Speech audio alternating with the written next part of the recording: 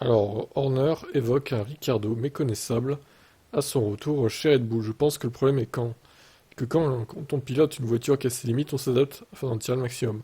Il était clair à son retour qu'il avait pris des habitudes, si bien que nous ne reconnaissions plus le Daniel qui nous avait quittés 4 ans plus tôt.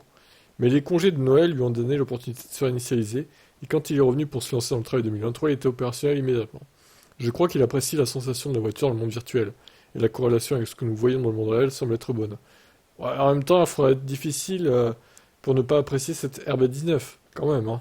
Je crois qu'il a terriblement envie de rouler dans la voiture à un moment, afin de valider tout ça. En tout cas, nous sommes certainement en train de trouver un Daniel qui nous rappelle bien davantage celui que nous connaissions.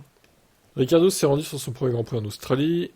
Il va assister à quelques courses en tant que pilote de réserve, mais va surtout prendre du recul et contribuer aux activités Red Bull Racing en roulant sur le simulateur, en participant à des démonstrations ou du marketing, quoi. Il se plonge vraiment là-dedans, il participe à toutes les réunions, il travaille dur dans le simulateur au Royaume-Uni pour nous aider en week-end de Grand Prix et pour faire le travail de développement. Daniel est simplement une énergie positive qui nous entoure, c'est super de le voir retrouver la niaque, de voir ce grand sourire sur son visage.